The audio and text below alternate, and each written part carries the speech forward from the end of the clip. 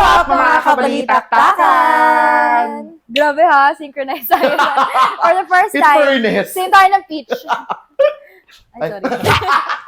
So yun Halika. guys, ano naman, batiin naman natin ng ating new, finally, nagpakita na sa camera yung ating behind the camera prod. Welcome to Rika!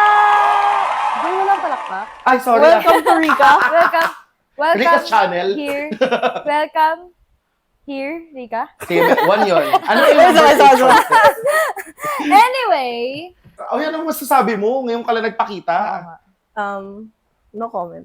No comment pa showbiz. Ay, parang- Pero guys, si Rika po yung palaging nasa behind the reels, behind the podcast, taga-setup, technical something. Siya po yung nasa behind the camera. So for today's episode, in-invite naman natin siya kasi ang topic for today's episode, paulit-ulit. Ang topic for today's episode ay medyo related, hindi pala medyo, related sa kanyang line of work. Yes. So yun, just to let you you all know, okay, because it's a month of internal audit na lang. Ay, Internal ganon? audit awareness. Month. Yes. This May. Okay. So this month of May is internal audit awareness. So ngayon, naisip namin, ano yung possible bang maging topic natin today na align with that? And then we just realized na ang dami pala niya na pasok ngayon kay TAC. Especially, connected dito yung accountability. By the way, para lang paalala lang din. Easy is, siya ang aming financial director. So, she helps everything about finances. And then, Rika is also part of us, part of the leadership team na nandun din. So, medyo... Sa totoong buhay naman, trabaho naman. Trabaho niya Profession talaga, talaga. literal. Profession Internal So, auditor. sila, kung tutuusin, tugma talaga in reality. Kasi si Easy is Actually, hindi. CPA din naman yung Yan ang magkaaway. nilinya niya. Actually, yan yung misconception. Ah! Kasi ang misconception ng mga, ano daw? Misconception stuff. Hindi, ano yung other term ng misconception? Basta, yung akala ng mga tao is yung auditor tsaka accountant. Same sila Best ng friend sila. halos, best friend sila, magkapatid sila. Pero hindi, kasi ang audit at tsaka accounting ang laging magkaaway. Ang nangyayari kasi dyan, may mga pinapresent si accounting, tapos nanghingi kami ng proof para Yeah. ma-verify yung mga gayon. Nangyayari lang na nagkakaaway yung dalawa kasi minsan may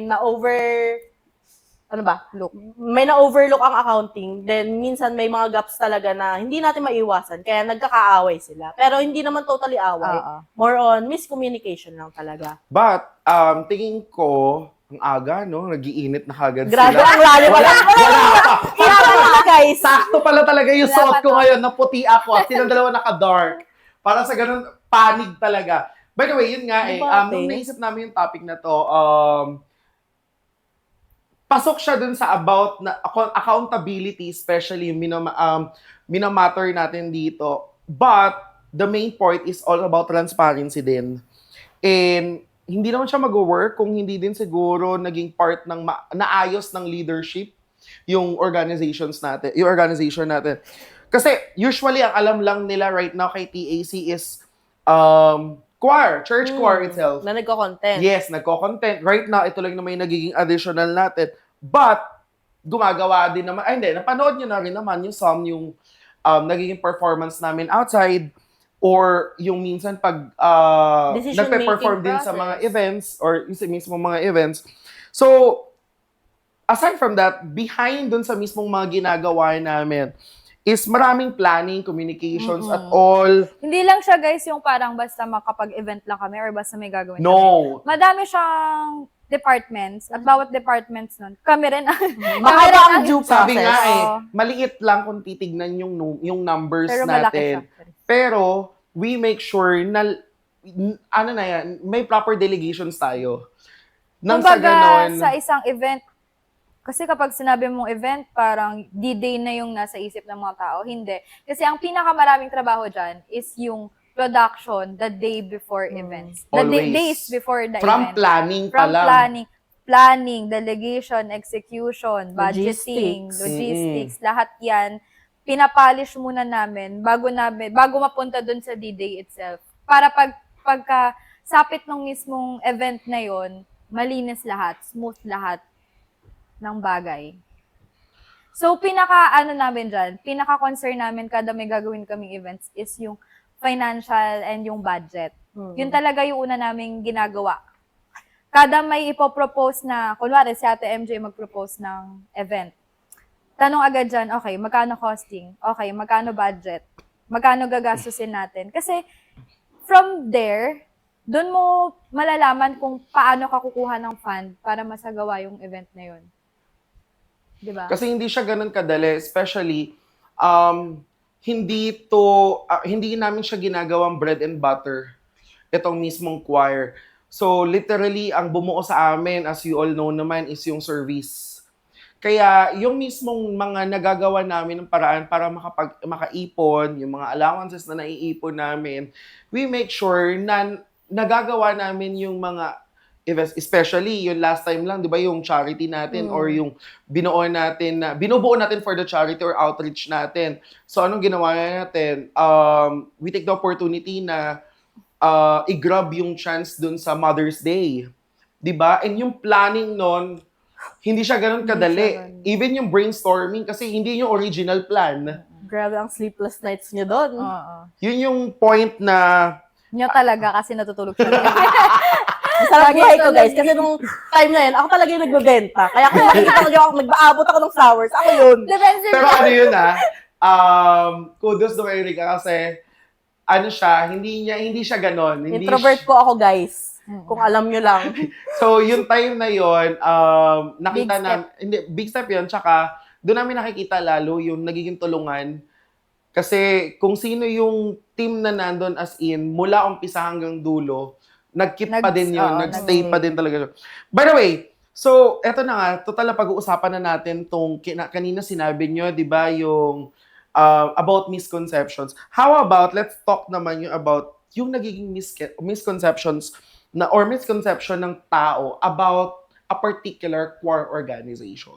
Okay. Like for example, sige, simulan ko. Sorry. Yung tingin siguro nila na pag choir ka, dapat nagko-contest ka.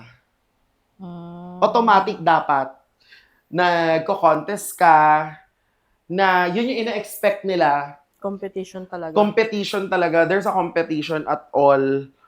Na, Singing. yes, Malay choir. Malay mo kasi, sumasayaw. Hindi naman pwedeng sumayaw siya. Ayun yung isang misconception. Pero yun yung isa sa yun yung isa sa nagiging kagad din, nagiging advance yung tingin ng ibang tao doon na porket sinabihan kayo na choir kayo, you should be able na to, to compete. You should have, meron kayo dapat experience, meron kayo dapat mga list of credibilities ninyo na nakapag-perform kayo ng ganito, ganyan. But, I think we forgot to ask first or maybe to check yung idea if, what kind of choir ba sila? What type of choir ba sila? Like us, church choir kami. Malinaw yun. Malinaw yung church choir kami. But, hindi kasi doon napuputol yung idea nung service lang eh. Like right now, nung nakita namin yung opportunity kay social media, nandun pa rin yung service. Right now, ilan yung mismong naging fans din naman siguro namin, comment down below, yung about sa mga nagiging idea nila na nakakakuha sila ng learnings or nakakakuha sila ng lessons din kada may mga natatopic kami. So may nabibigay kaming service din doon sa mga followers. Plus, nakikip namin sa kanila na beside sa mga struggles ng bawat isa na nasa-share namin, one thing is for sure, nandun lagi yung faith. Nandun lagi yung passion, kung ano yung ginagawa natin.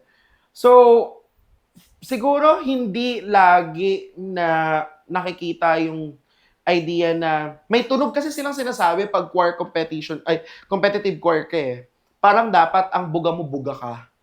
Dapat ang tunog mo, literal na dapat, prepared ka. Pero, kay church choir kasi, we took everything, under any in any type of considerations as well, especially what type of songs that we have to choose, what type of songs yung meron on the specific season. Appropriateness. So, nagmamatter din siya. Hindi siya yung iisa lang yung kung ano mo siya kakantahin at all. Porket ang gusto mo madinig, pang-concertong type ng pagkanta, lahat pang-concertong type. Tingin ko isa yun sa misconception. Ikaw, Rick. Ako. Hindi siya. Siya. Ako. Actually, yan yung isa sa mga misconception ko talaga. Kasi, as a non-church choir ako, hindi talaga ako kumakanta, guys. As in, Prod kasali lang ako talaga sa siya. choir as prod and Hindi siya sa, kumakanta, pero watch BTS. this. Hindi ko kanina. Hindi siya kumakanta, guys, pero siya yung lahat ng behind ng tech at saka Yung mga kailangan nila, yung mga document. need nila ganun. Tapos, yung misconception ko is, ang choir, nag-serve, kumakanta. As in, kumakanta lang as a whole. Yung mga choirs na yun, kumakanta lang with as service. Then, hindi ko alam yung mga may melody pala, may voicing, yung mga nag-aaral ng notes. And akala ko, by ear lang sila talaga nag-aano. Tapos, kapag sumali ka sa choir, yun lang yung susundan mo. Kung ano yung na marinig mong tono, ganyan-ganyan. Ang hindi ko alam is every rehearsal nyo, meron kayong plakadong line-up pyesa na binabasa nyo note for note. Tapos nagulat ako na, ay, pagdating pala sa mga may techniques kayong ginagawa, yung Techniques. nag-techniques. Sick ba? Yung, TI kasi yun eh. TI. yung nag-i-squat-squat kayo, yung Ah. inaabot-abot nyo yung Para sahig, maabot yung ganun. microphone. Ayun, hindi ko talaga siya alam. So, nagulat ako. Wow, na-warshock ako, guys. Nung nakita ko sila nagagaganon. Hindi So, siya ganun na-inspire ka kadali. ng kumanta? Ay, hindi. Hindi pa rin. Proud ako, guys. Makikita niyo yung tayo. Proud tayo always. One man proud. Ako, ang misconception para sa akin kapag sa choir is, dun ka lang, choir ka lang. Kasi nga, based on experience to ha, na-experience ko kasi sa TAC na, pwede ka palang pag sa isang choir pala, possible pala na makadiscover ka pa ng ibang talents ng bawat members mo na hindi lang sa pagkanta. Oh, yeah. Kasi ngayon na-experience na namin to, yung mga events, yung social media, dun ko napatunay na meron naman palang kayang gumawa ng costumes namin eh. Meron palang kayang mag-bake, tas yun yung ibebenta namin for fundraising. Meron palang kayang mag-crochet. Meron palang, alam mo yun, ngayon kasi namin napapalabas yung mga hidden talents ng mga members na hindi din namin alam and hindi din namin ina-expect in the first place na meron pala silang mga ganong talento. Kasi ang akala namin, miski kami as members, na pagkanta lang yung may offer nila. Pero meron palang mas more pa sa kanila na hindi pa nailalabas. And actually, I'm so glad na ngayon na ilalabas natin sa mga members yung iba pa nilang talents bukod sa pagkanta and pag-serve. Kasi naniniwala naman ako na yung service hindi lang naman sa pagkanta eh. Kaya nga meron tayong iba't ibang ministries eh. And even kapag kahit nasa choir ka, pwede ka pa rin makapag-serve in a very different ways. Katulad ng, ayun, yung recent event nga namin nung Mother's Day, pwede kang mag-bake. Tapos yun yung ipapang fundraise mo. It's still a form of service. Kasi mapupunta siya sa community service namin eh. 'Di ba? So, ayun. Siguro yan din yung good thing na at least aware tayo kung ano yung mga nagiging tingin nila. But, hindi kasi kami nagpapadala dun sa mga nagiging misconception sa atin eh. Kasi, umpisa pa lang, malinaw sa amin kung sino kami, kung ano kami. So, wala namang pretentious na nagaganap. Right now, hindi yun yung nagiging pinakamahirap na proseso sa atin kung tutuusin eh. Isa sa mga example na lang kahit yung simpleng rehearsal na lang namin, grabe din yung pinaghahandaan namin. Isipin ba natin yung idea na ano ba yung dapat i-rehearse na kanta? Ano ba yung dapat unahin na kanta? Tapos days before, nagsisend na ng MIDI para pag-aralan. Pag-aralan. Dating mo, dapat alam mo na. Isipin natin na sa isang buong taon, kinakailangan lagi i-double check yung nagiging calendar, yung event calendar namin, just to make sure na mako-cover namin lahat ng dapat makover. Scheduling-wise, yung nagiging attendance ng bawat isa, kung may pinagdadaanan yung bawat isa. So, ano yun yun yung isa sa one thing is for sure sa atin na pumapasok lagi yung system and accountability sa atin. So, especially dun sa Mula dun sa leaders down to the members. Kasi kung hindi na ilatag ng maayos ng leaders, I don't think masusundan ng members at all. Totoo. 'Di ba? So, right now, for you guys, ano yung one thing na napapansin ninyo kay TA Sir? Or do you think how important ba yung transparency? Especially pagdating sa responsibilities and finances natin. Ikaw na. Una ako na. Kasi total, pinag-usapan na natin kanina yung Nag-una. na-mention na rin naman natin yung mga events natin eh. So, Sa akin, very important kasi, first of all, before kasi sa akin ma-turn over yung kaban ng bayan, pati yung mismong records, wala akong, kumbaga, matrack kung saan nagsimula, bakit may ganitong pera, anong ginastos, saan. Kumbaga, nung turn over siya sa akin, parang wala akong, kasi 'di ba sa audit, important 'yun kung paano ka nag-come up sa ganung total, 'di ba? Pero wala akong mga evidence, walang resibo, walang anything. Hindi mo alam kung saan ang galing. Yes. Tapos, kaya after no, nung ma-turn over sa akin, doon ako nag-establish ng system sa TAC. Financial system na dapat lahat ng expenses recorded, may resibo, lahat ng income earned na report as earned transparently. na dapat tsaka may legasiya na ako sa TAC na ginawa sa finance na, for example, yung RFP, yung Request for Payment System. Hindi namin yung ginagawa dahil papunta na kaming business. Yun kasi yung isa pa yun sa misconception pala. Isa pa yun sa misconception na ang dami ko kasing naririnig na just because of that system na in-establish ko sa finance namin, parang nakakatanggap ako na, ano ba yan? Business ba to? Ganyan-ganyan. Kasi may request for payment system, may disbursements, may acknowledgement, may mga resibo na ako na ginawa na may tatak namin. Kasi ako naman, ang POV ko kasi, since accountant ako, ayoko nang parang hahanapan ako kung saan napunta yung pera. Gusto ko, ipakita ko sa'yo, i-report ko sa'yo kung saan talaga siya napunta. Para, pag pinakita ko na sa'yo, masasagot ko yung mga tanong mo. Kasi kapag wala tayo nun, paano ko masasagot yung tanong nyo? Ulyanin pa naman ako. is it safe to, is it the same manner yung nagiging thinking mo is hindi lang siya about sa takot ka makulangan? Kasi napansin ko last time, based on my experience working with Easy, is yung idea na may sumobra na money. Di ba usually pag i-comment nyo to ha, comment nyo to guys, mga katak. Yung idea, di ba pag may sumobra na pera, hindi na natin minamatter, parang sa atin bonus na yun eh. Donations na yun at all.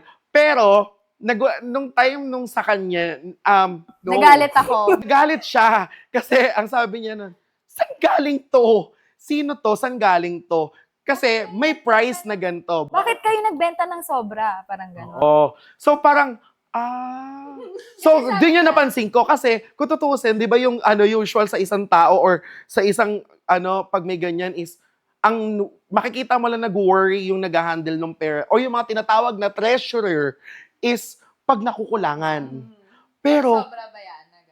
hindi pala ganon. Kahit pala ultimo pag may sumobra at hindi yan nakalagay or hindi yan nakanote kung para saan at saan yan nanggaling, ikaka-worry pa rin pala. Yeah, kasi, ewan ko ha, sa practice ko sa accounting, kasi internal auditor si Rika, by the way, tapos nag-internal audit din ako. Tapos ang naging practice talaga is kahit 50 cents, hindi ka pwedeng sumobra. Dapat sakto yan. Kaya nga ang dami mga memes, di ba, na lumalabas na, ano ba yan, kulang ng piso, pwede bang bayaran ko na lang? Yung sobra na piso, pwede bang na lang to, i-cancel na lang. Hindi pwede kasi sinabi ko, nung day na yon nagalit ako kasi naggagawa ako ng cash flow, guys. Tapos sabi ko, bakit ganito? Yung bayad sa GCash parang sobra-sobra kaysa dun sa binenta. Yun pala, sinabi na dinonate na lang daw. Sabi ko, I have to take note, sino nagbigay, tsaka anong date binigay, anong date yung transaction, ano yung reference number. Kasi ayoko na ayokong pag nag-report ako ng income, bukod sa hindi siya pantay, hindi siya sakto, is hahanapan ako saan galing. Kaya gusto ko, kapag nagre-report sila sa akin ng finances, kunwari, katulad nun, hindi kasi ako yung kasama nila nung nagbenta, so hindi ko hawak yung pera. Hindi ko din, ang transactions lang yung hawak ko kasi sa akin, pumapasok diretso yung pera. Ayoko kasi na kapag tinanong ako, saan galing to? Tapos wala akong maisasagot. So gusto ko lahat accounted for yan. Kung sinabi ng customer or sinabi ng iba na, dinonate ko sa TEC, I have to make sure sino yung nag-donate. Yun yung ano ko, yun yung practice ko. Kasi gusto ko kapag gumagawa ako ng transparency report, kung napansin nyo, ano yan, may notes, may remarks, may resibo, kumpleto yan lahat. Income and expenses, lahat yan, nakaresibo. Ayokong lumabas ba na namamanipulate natin yung records or yung pera. Kasi kapag walang on record, mahirap kasi patunayan yun eh. Lagi. Kasi ang magiging kalaban mo nga naman dyan is, talo kasi yung word of mouth lang eh. Talo yung verbalize mo lang yung number, saan ang galing, ng documented or merong facts or may reference talaga at all. Talo lagi nun yun. Kaya kami, malinaw sa amin yun. Bago pa to ha, umpisa pa lang kasi malinaw sa amin, yung term na documented. Ultimo, inventory guys. Malinaw Kahit yun. isang ganito lang na stick, ini-inventory namin yan kasi ayaw namin na dumating yung time na, kunwari, magkawalaan. Hindi mo alam kung nasaan or nakanino. So, nakanote yun sa Excel namin. Hiniram ni ganito. Donated by ganito. Pinahiram ni ganito. Nakanino yung inventory on hand, na kay ganito. Kasi gusto namin na naka-record lahat. Kumbaga, pagka nagkaroon ng hanapan, alam mo kung sinong babalikan mo. Kumbaga, kung Ganun ma-audit kami. sila, hindi sila mangangamba, guys. Kasi kompleto sila ng documentation. Yes. Yun yung sa point ng accounting. Yes. Point Ang ng sa accounting. internal audit, kasi may dalawang audit, external and internal. Yung external, yun Ako yung yun. sa kanila. Yun yung financial statements, anything about finance. Ang internal audit naman, guys, is more on processes. Kung saan process sila nag-lapse, bakit nagkaganon. Hindi lang Hindi siya ba- particularly sa pera. Oo. More on internal controls kasi siya. Kung, kunyari, kung sumobra man dun sa transactions, tapos nagkagulo dun sa records, bakit yung process na yon hindi masyadong na-strengthen or bakit napunta sa ganon. Yun yung in-audit namin para next time or next transaction, maging quality na yung work, hindi na what can you say? Hindi na masyadong ano ba? What's the Standardized pa, ganun. Hindi, Standard. parang hindi ka Hindi na na mauulit. hindi na mauulit para mag-improve na yung procedure Process. natin. Siguro magbigay ka ng example, doon na lang sa Mother's Day. Bukod doon sa financial side, kasi nandun na ako eh. Oh. So, ano yung process na tingin mo, Sure ka? gusto mong i-audit? Para lang maintindihan ng audience natin. Siguro yung yung manpower nung mismong tumatao sa booth. Saka yung delegation ba ng tasks. Kasi, knowing na iilan lang yung tumatao dun sa booth, yung nagpa-planning, yung may alam ng prices ng products, tapos kung sino yung mga makikipag-usap sa mga customers. Kasi, ang nangyari niyan, 3 lang tayo yung naiwan doon. Then, although marami naman tayo nung gumagawa and marami naman tayong members sa choir, sa atin, tayo lang yung tumao sa booth almost half the day. Kaya nung nagtataka kami, ang dami naman namin, bakit walang tumutulong? Doon nagkulang sa task delegation. Kasi parang, Di rin tayo nakapag-delegate kasi ng task. hindi tayo nakapag-communicate na kailangan pala natin ng extra tulong, tapos hindi rin natin na-anticipate. Na madudumugin tayo ng tao. Na tayo lang 3. Kasi nung una naman, ang ine-expect lang naman talaga natin. Sunday nangyari tong Mother's Day, as alam niyo naman ho yan. I mean, aside from may service kami ng 10 a.m., hindi namin, ang pinaka-matter namin, no, thank you, is kailangan may maiwan kahit iilang tao. Kasi may service kami may 10 a.m. And then, nangyari yung dumog during time mismo nung mass ng TAC nung 10 a.m. At sakto, tatatlo lang kaming naiwan. Kasi kami lang yung hindi umakyat para kumanta. The rest kumanta sila. Ang pinaka naging struggle pa namin noon, in reality is yung pinaka naging problem natin noon is yung about sa rapper na kinulang kami. So, hindi namin na-anticipate na aside sa dudumugin kami, tatagal pala yung tao sa pila. Kasi inaantay nila yung irarap.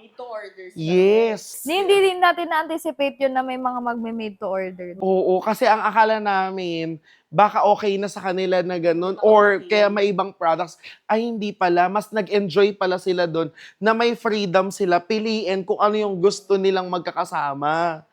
Tsaka ang ano doon, kasi, di ba, may flowers, may baked goods, may palamig. Ang hindi natin na-anticipate, tatatlo lang tayo. Sino tatao doon, tapos sino mag-aasikaso doon sa palamig. Tapos may mag-rap pa.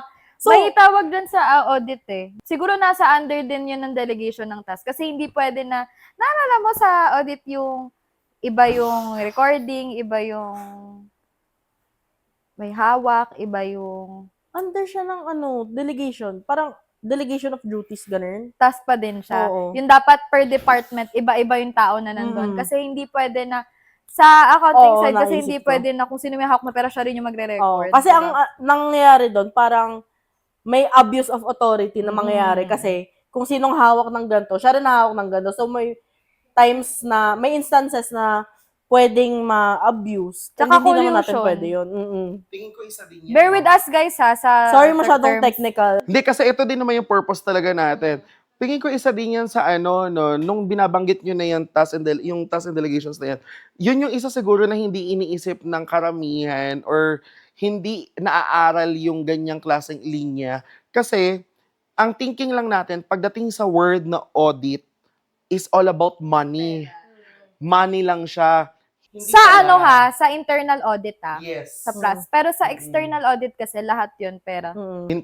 Talagang money matters lang talaga. Parang ang misconception din kasi dyan, kapag audit, parang may mapupulis yung ginagawa mo. Lagi kang nampupulis. Oo. Which is wrong naman, guys. Kasi ang fact niyan is audit is there to help improve The process. the process of the Accounting. the process of the Parang sa inyo lahat Kasi ang technical eh. Sabi sa'yo, magkaaway kami. Basta, we're here to improve the processes, yung mga internal controls, para next time, Hindi hindi na tayo malalagpasan ng mga ganyang kababaw na hindi na tayo mahihirapan sa buhay natin. Ganun, guys. Pero kasi, yun din naman yung main reason or main purpose kung bakit binubuo yung tinatawag, kung bakit nag-standardize tayo ng isang process is to make sure, correct me if I'm wrong, is to make sure that we abide dun sa mismong proseso na yon. Kasi, I don't think, hindi naman basta-basta mag-audit ng sariling proseso yung isang auditor. 'Di ba? Yun din naman mismo yung by the book na tinatawag. Tsaka yung reason kung bakit kasi baka nagtataka kayo, bakit may audit, may accountant pa. Kasi nga, hindi pwede na kung sino yung nag-account for. Ikaw lang din mag-audit. Sa sarili niya. Naglolokohan lang Oo, tayo. dapat independent audit siya. Kaya kami sa TAC, meron kaming auditor, may treasurer, may treasurer kami, tapos finance director. Ang finance director, which is ako, Papasok na tayo sa malay sa delegation of tasks. So, yung finance director, which is ako yung, sa akin sila nagre-request. Ako yung may hawak ng kaban.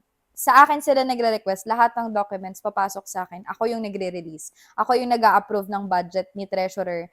Tapos, may resibo yon. Kada may ide-disburse ako sa kanila, re-resibuhan ko sila, tapos yung dinisburse ko sa kanila na pera kay treasurer, siya na bahala kung saang project niya yun dadalhin. Basta, naka-account for yun sa RFP na ipapasa niya sa akin. Tapos, after nun, may liquidation pa siya na papasa sa akin. Ang role ni auditor, i-audit niya yung liquidation, tsaka yung RFP na pinapasa sa akin ni treasurer. So, dapat, pag kunwari, natapos na yung buong process na yon, natapos na yung project, bago dapat makarating sa akin ulit yon, na-audit na siya ni auditor. Dapat dapat by that time na makuha ko na lahat ng documents, nasagot na ni Treasurer lahat ng lapses na ina-ask ni auditor sa kanya. Yan yung isa sa gusto kong itanong sa inyo. Is para mas malinawan siguro yung mga nanonood sa atin, is yung idea, yung hierarchy and purpose ng bawat posisyon na yon. From finance director, from auditor, from treasurer. Treasurer in auditor. Ano yung purpose niya? Kasi ang nagiging thinking lagi, 'di ba? Pag treasurer ka, automatic, ikaw ang nangongolekta, ikaw ang nagdi-disburse ng pera. Nasa sayo, ikaw ang ingat yaman. Tama ba ako yung Tagalog? 'Di ba? Yun lagi yung thinking. Or nagmamatter ito, depende kung paano binuo yung mismong structural ng isang... Doon papasok yung internal process na sinasabi ni Okay. Lika. Kasi yung process natin na in-establish natin sa TAC, si Finance Director yung may overall fund. Nasa akin lahat yon. Ngayon, lahat ng kung merong projects or merong kailangan gawin na kailangan ng pera ni TAC, si treasurer magre-request lang sa akin. Ako yung magde-disburse. Tapos siya na yung bahalang maggastos ng pera na yon. Tapos ililiquidate niya. Ngayon, lahat ng papasok, for example, yung ACNO, meron kasi kaming membership. Siyempre, may contribution kami sa bawat members. Lahat ng contribution na yun sa members, papasok yun kay treasurer muna. Parang kumbaga BIR, sa akin siya magre-remit every quarter. Na with receipts, with resibo mismo with resibo, with summary, with complete documentations ng kung sino nagbayad, magkano, ganyan, kung may sukli pa, may balanse pa. Yun yung ipapasa niya sa akin para pipirmahan ko. Tapos kapag napasa niya na sa akin or na-remit niya na sa akin, pipirmahan ko kung paid na or hindi. Ganun yung process natin kay TAC. Doon papasok yung internal audit ni Rika. Actually, kasi ang internal audit naman talaga, third line of defense siya. So, bukod sa... Ano ulit? Third line of defense. Okay. Bale, kung kayo, may finance kayo, may treasury kayo lang yon. Ang internal auditor, sila ang mismong mag-audit doon sa mga process nila. Kung Yes. tama ba yung mga na-liquidate na reimburse nila, ganon. And nagbe-base din kami, sabi mo nga kanina, by the book. Lagi kami naghanap ng memo, ng documentation, para ma-verify namin if totoo ba yung Process. nangyari, o yung process, pati yung outcome. Tsaka kunwari, kung tama ba na nireleasean ko muna ba siya bago siya mag-RFP sa akin? Tama ba yung proseso na yun? Hindi. Kasi dapat magpapasa muna siya sa akin ng RFP bago ko siya releasean. Okay. Ganong mga process yung ina-audit ni auditor. At never kayo na tumanggap ng isang usapan ng verbal lang. Hindi. Mahirap yun. Mahirap labanan. Kaya kahit miski sa miski sa membership nga, meron kasi kami pinagawa na mismong resibo na may TAC na natatak namin na sinabihan ko yung treasurer namin na bawat may magre-remit sa'yo or magbabayad sa'yo na membership fee, ririlisan mo ng disbursement. Bakit? Pandali kasing sabihin na, nagbayad na ako Nagbayad na ako ngayong month Madaling sabihin yun. Pero pag binigyan mo sila ng resibo, ito, di ka pa nagbabayad kasi last month to eh. Yun yung sinasabi ko kung bakit very important sa accounting yung documentation. Kasi kapag in-audit ako ni auditor, ano sasabihin ko kay auditor? Wala naman ako mape-present na resibo. Oo nga eh. Honestly, isa yan sa mga, katulad niya sinasabi mo, are we worrying too much in terms of, or lagi, kasi parang ito misconception to katulad ng binanggit mo kanina, di ba? Na parang kalaban lagi ang tingin kay auditor or laging ang tingin kay auditor is mamumulis, mambabarel, nung regarding, or lagi naghahanap ng mali.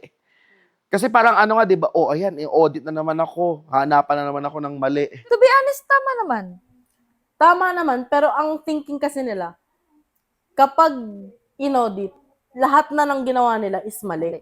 Which is, ang tamang thinking doon, hindi ka dapat kakabahan kung tama naman yung proseso mo, kung tama naman yung mga ginawa mo, at may mga resibo ka.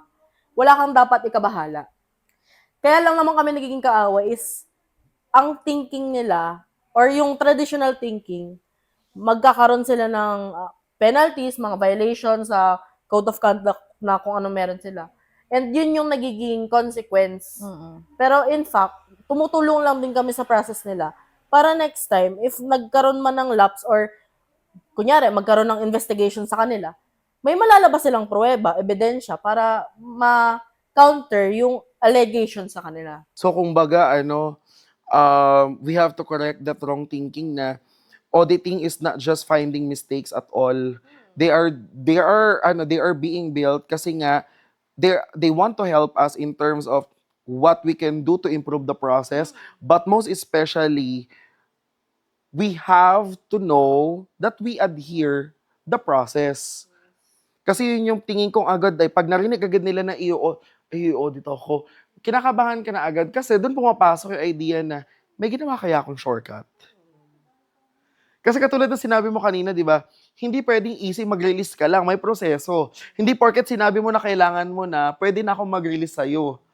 Kasi usually yung naging thinking, kasi ang sinasabi nila, ba't ba pinapahirapan mo pa yung buhay ko? Pwede mo naman, di ba yan yung laging sinasabi? Ba't mo ba lagi pinapahirapan yung buhay ko? Pwede ba naman padaliin, di ba? Tulungan na lang tayo. Ito din naman, ibabalik ko din naman sa so claim, may receive. Hindi mo pwedeng bigyan mo na akong pera kagad. Diyan sila madalas nahuhuli Oo, kasi ang nangyayari, practice, pero ang nakalagay sa mga job description, sa mga process nila, yung mismong step-by-step process, malinaw, which is shortcut nila, yun yung nagiging practice. And doon sila nahuhuli. Kaya ang nangyayari, nagkakaroon na thinking na, ay, walagot, may audit. Ganun. Sa TAC, hindi ako papayag na ganun. Kasi madami din sa atin na sinasabi na, releasean mo na ako ngayon. Hindi kasi nasanay. Hindi sila nasanay. Pero hindi ako papayag kasi bago kasi ako mag-release, guys, nagpapapasa ako ng RFP, di ba?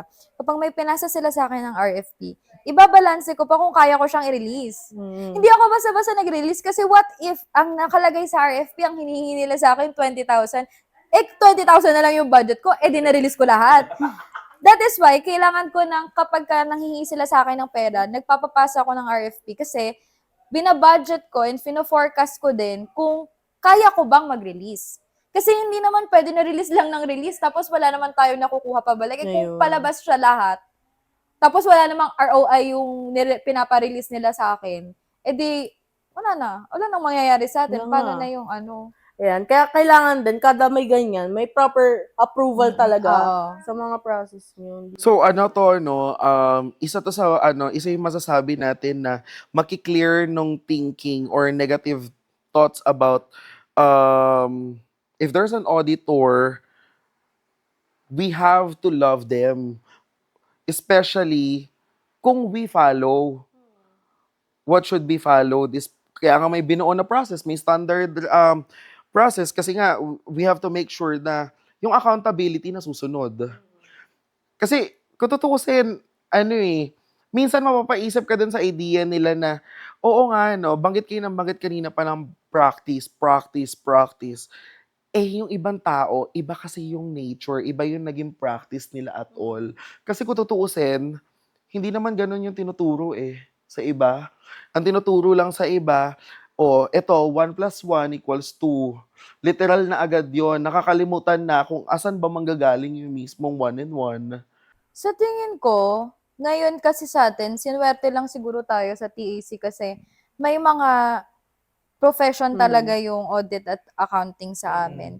Pero kasi kung katulad nung dati na wala naman may profession doon, wala naman silang pakialam sa documentations and sa process kasi wala naman ding mas nakakaalam ng ganon, na dapat merong ganon. Kaya, I think, rin siya, it differs rin sa organization to organization. Kasi, what if yung isang organization, wala namang nakakaalam talaga kung paano gawin yun So, wala silang ganon.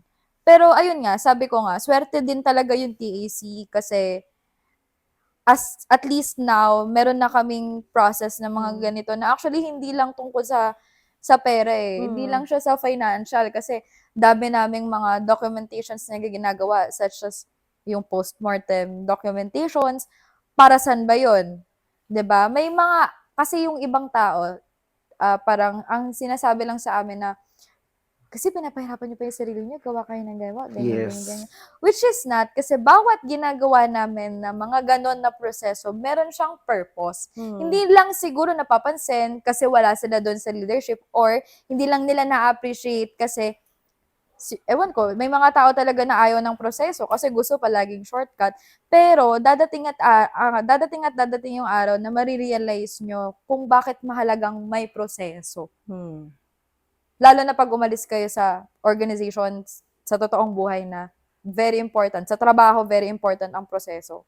Lahat may due process. Tama. Kahit hindi siya politics, lahat may due process yan. Yun nga eh. Kaya, katulad ng sinabi mo, hindi lang siya basta pwede ipagpasalamat. I think it's really, nabigyan ng pribilehiyo or privilege yung TAC na iba't ibang profesyon yung meron na naiintindihan kung bakit may ganitong klase tayong prosesong ginawa. Kasi kung lahat ng nandito, hindi marunong tumanggap nung mga nandoon kung ba't natin ginawa yung proseso, I don't think mag-work. Kasi kung nagpasway ka doon sa mga taong nagsabi na, padaliin mo na yung buhay ko, bigyan mo na ako, I don't think mag-work yung idea na malalaman natin o matatrack natin yung mga dapat na track. Kasi ang hirap nga naman masabihan ka na, or ang hirap ma-judge ka dun sa bagay na hindi mo naman ginagawa. Kaya nga papasok yung transparency eh. Kasi, to make sure, katulad na lang nung cake last year, yung cake raffle natin, na kahit yung simpleng ganun natin na, yung cake raffle natin, yes, yung ginawa natin, hindi, yung ginawa na transparency report, ito makikita niyo yan, hindi lang siya aware, hindi lang binigyan ng awareness is yung members. Even the public, even yung mismong followers namin, those people who supported yung mismong ginawa namin na fundraising, nakita. Ang purpose naman kasi nun, kaya ako nag-release ng transparency report last year kasi sobrang, as in guys, sobrang daming nag-donate sa amin last year.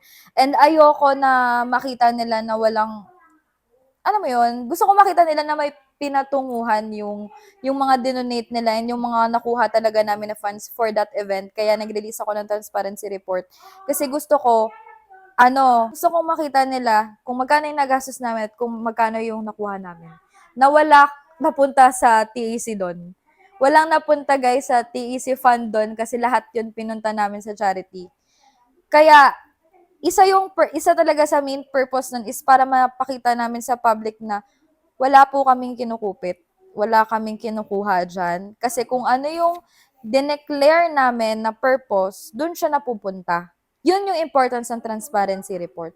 Kasi kung wala ka naman kinakatakutan na ma-audit ka, hindi ka mag-release ng ganun. Tama. Diba?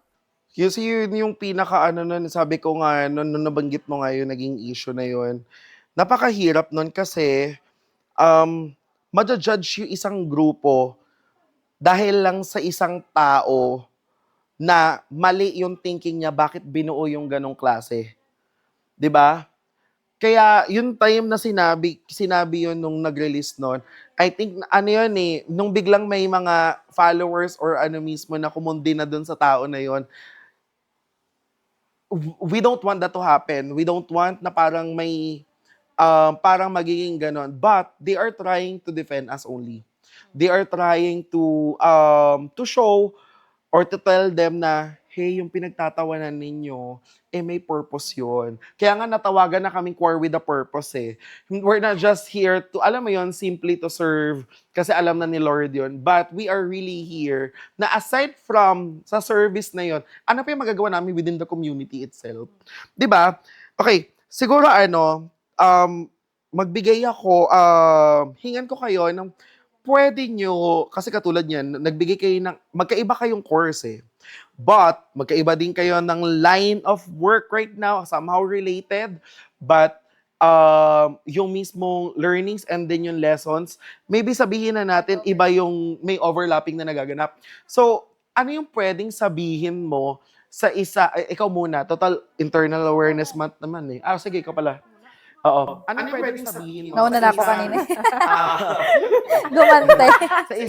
Sa isang student na gustong maintindihan yung purpose ng isang internal auditor or kahit yung simpleng auditor. Siguro, as an internal auditor, um, important kasi sa amin yung improvement, yung growth, yung change. Hindi mawawala yan sa audit kasi every time we audit something, nagkakaroon ng internal controls na pwedeng mag-help or magpatibay lalo ng mismong process nyo. Kumbaga, sa internal audit, hindi lang naman yun sa paghanap ng mali or paghahanap ng ika, ano ba? Improve. Hindi. Yung ika-ano ng, Lulubog. ikasisira ng someone or ng business or anything. Mas importante sa atin na m- um, i-check yung mga controls na meron and i-check yung mga processes para over time, hindi yun maging risk na magkaroon tayo ng losses ng mga ika, ikasisira ng business. Kasi ang audit lang naman is for the continuity of the mismong organization. Kung gusto mong magpatuloy lalo or mag-grow yung isang business or yung isang organization, need mong maging open sa audit kasi yun lang naman um, yung magpapatibay ng growth nyo eh. Hindi lang naman yun para maging stagnant kayo, ay may napulis, babaguhin yung process, mag-shortcut uli. Hindi ganon. Parang, ay na-audit, kailangan baguhin to para next time, maging mas maayos yung process and hindi na kayo makitaan ng lapses. Kumbaga, from there on, na-audit sila, mas i-improve nyo yung system. Hindi na kayo mag-stick sa stagnant na process na kung saan ang dami palang nadadamay.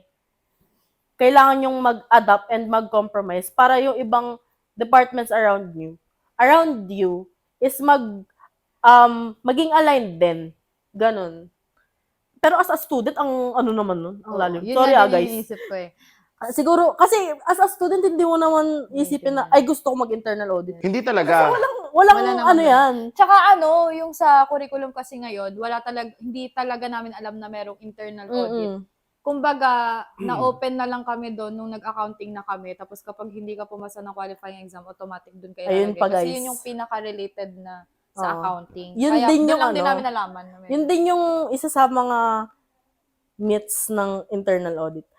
Kaya lang daw nagkaroon ng internal audit is tapunan ng accounting, Oo. which is wrong.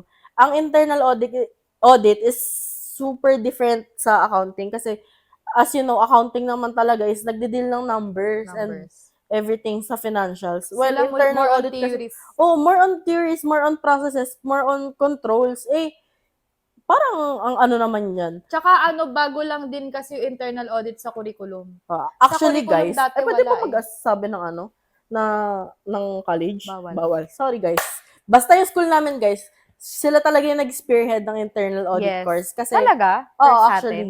Magka-school kasi kami ni Rika, by the way. Sorry. mga alumni kami sa TUT! Oo. Ganun. Pero yun talaga yung nag-spearhead Oo, ng oo, internal audit kasi ever Sa since... ibang school ngayon, wala pang internal audit. Marami pang wala, pero mostly sa province. Tapos, nire-recognize tayo ng internal auditors Philippines. Talaga? Oo, Sa school kaya natin? tayo yung nag-experience. Kaya yung org doon sa school natin, ay sa university natin is recognized and may mga, ang tawag doon, perks din as a member of the Tsaka org. bago lang din, recently lang din yung di ba sa accounting may CPA. Sa internal audit, meron na rin silang CIA. Certification in internal auditing. Ganun. So, meron na rin silang parang exam din para magkaroon ka ng Saka CIA. actually, sa internal audit, hindi lang doon nag-stop. Sa CIA, hindi lang doon nag-stop. Meron kaming risk management, meron din kaming fraud examiner. Tapos Madami pang exams Oo, marami na pa. pwede kang mga magkaroon ng internal systems, certificate. ganun. Parang, kasi sa accounting Malawak naman, kasi talaga ang malawak internal siya. audit. Kasi ang accounting kasi, kapag sabi mo accountant ka, automatic, magsi-CPA ka. Parang ganun. So, parang, kay internal audit, mas marami kang pwedeng maging, certification pa, bukod sa CIA. Pwede pang Pero, humaba yung pangalan. ang difference lang kasi kapag internal odd grad ka, hindi ka pwedeng mag-take ng CPA exam. Hmm. Yun lang yung hindi pwede. Pero kapag pagka accounting grad ka, pwede ka mag-take ng CIA. Hmm. Yun yung difference. Kung gusto mo i-take parehas, pero Oo, kung gusto mo pwede internal naman. audit, edi mag-CIA ka. Saka ano rin, parang sa internal audit kasi 'di ba kanina, puro ako terms, technical terms. Marami pong ginagawa ang auditor. Nag-fieldwork kami kung hindi nyo po alam. Mga nagta-travel, then yung iba't ibang branches, or Branches. iba't ibang area ng organization nyo, yun yung i-audit nyo. So marami kayong makakasalumuhang ibang tao, ibang department, and ibang branches para yun yung makikipag-communicate kayo doon to understand more and Yes. to improve their processes. Yun ang isa pang misconception sa amin kapag accountant or audit ka, nasa office ka lang makaupo. Ayun, related kami kasi siya internal. Ako external ako. Ano bang difference? Matinik! Ang internal audit kasi, guys, ay kunwari, auditor siya ng kumpanya, i-audit niya yung kumpanya niya. Ang external audit na ginagawa ng mga CPAs lang guys ang pwedeng magawa ng external audit. Kami, nag-audit kami as CPA ng ibang kumpanya. Kaya kami external. So, yung hindi namin na-audit yung sarili naming firm, na-audit namin yung ibang kumpanya. Yun yung difference ng internal and external. And yun yung dahilan kung bakit may differences na sa title yung pag CPA, pag CIA, hindi ka pwede mag-external, hindi ka pwede mag-CPA. Actually, example na lang yung nangyayari sa company namin na merong isang audit firm na nag-audit sa kumpanya namin, which is yung in-audit niya is accounting lang. Kasi since sila yung may mga hawak ng mga financial things. Tapos kami, bilang internal audit, meron kaming ibang field Part. na in-audit. In-audit. ML. May iba kaming field na in-audit, then parang may naging comparison kasi sa both sa audit firm tapos sa amin. So, parang naging mas mas more ang hinihingi compared sa kanila, which is okay lang kasi kami internal. And considered to sa buong company namin, hindi lang sa accounting and doon sa labas. Tsaka ang isa pang difference, kapag internal kasi more on internal process sila. Pag external kasi, more on numbers kami. So, more on audit kami sa FS, sa mga balance sheet. mga different financial. Pero pag sa students nga, ang dami na natin Kaya, yung ADHD kasi! Ang advice ko sa students, una sa lahat, huwag kang mag-accounting kung mahina yung loob mo. Huwag kang mag-accounting. Binalaan!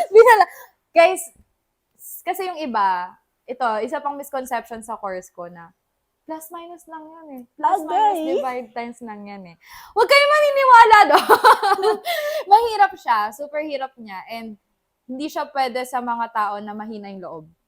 Kasi through the years,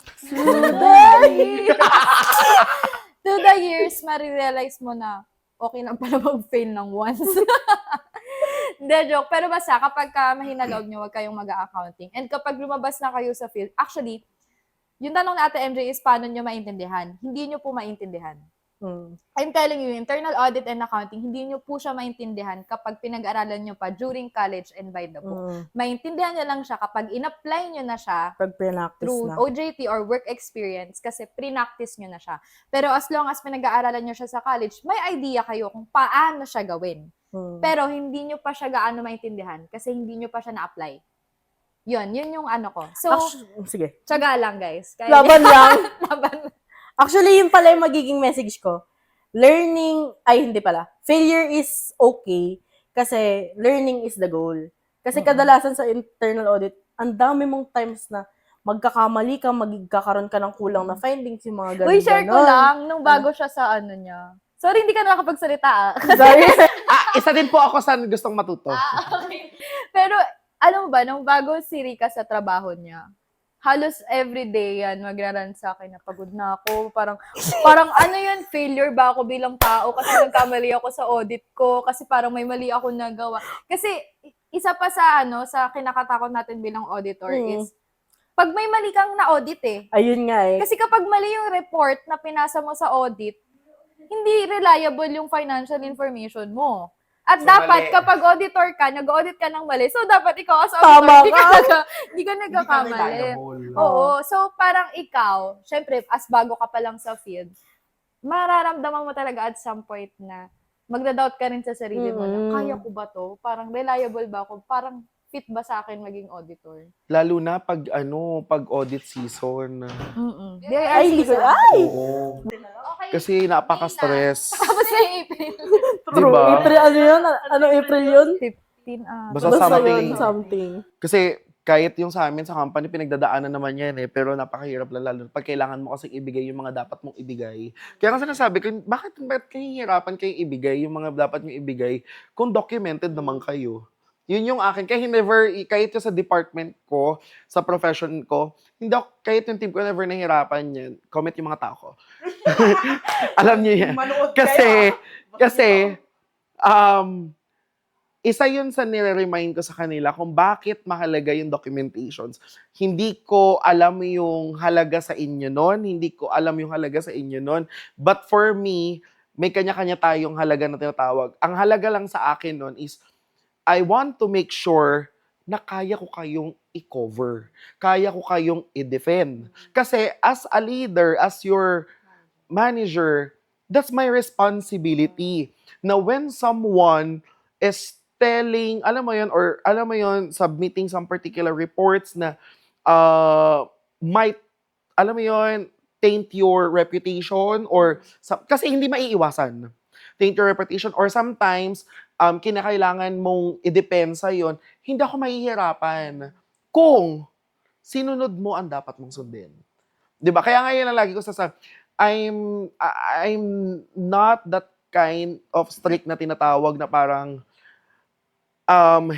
nagbibigay ng hell or demonic life. No, ang binimake sure ko lang, I'm so strict.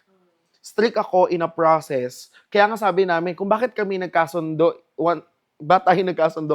Kasi alam namin yung word na documentation at yung process. Ano yung halaga nun kung ba't kailangan sundin? Kung bakit siguro kami, pare-pareho kaming tumaas yung kilay nung about sa may nagsabi na, ayan, pinahihirapan nyo kasi yung buhay nyo. Tsaka kaya rin tayo nag-click siguro na, kami kasi natin MJ guys. Ang haba na ng podcast natin. Sa dami ng term.